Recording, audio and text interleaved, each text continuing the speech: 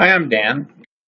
What I have here is in the course of preparing my Dimgaard adventures, I always add options that may increase the CR of a creature by 1 increment, but usually they are a set of abilities or traits that can be added to a stat block that technically don't increase the CR but make them more robust. And what I found was that over time I was repeatedly adding nearly identical sets of traits for different types of character, types of NPCs or monsters. And so what I've done here is I've accumulated those into templates. There are templates in 5th edition, like the half dragon veteran, but they are not constructed in a manner that is easily implementable.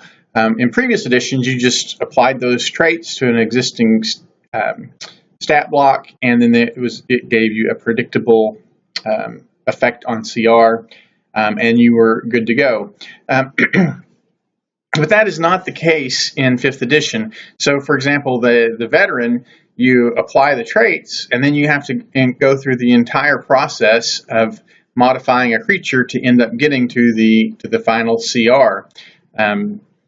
So if you were to take that to a half-dragon gladiator or a half-dragon ogre, right, you would still have to go through the full CR calculations to get a valid CR of that creature when it's done. But what I've done with these templates is I have assembled them in a way so that they will not increase CR. So you can just apply them to the creature, and boom, you have a dervish whatever, or a brutish whatever.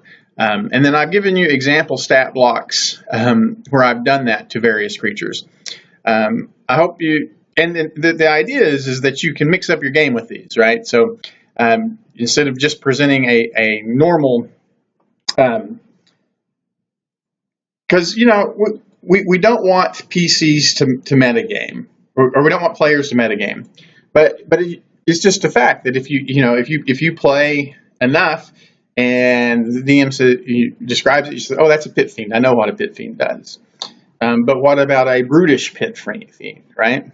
That is something new. Or you present a horn devil. And they're like, oh, I know what a horn devil does, but what about a fate spinner horn devil, right? So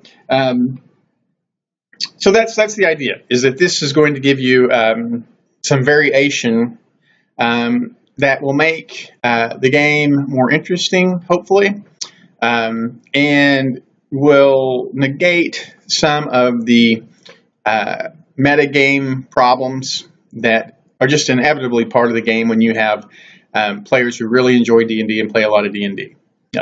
So I hope you enjoy it. If you like it, you can look for more Dimgaard material.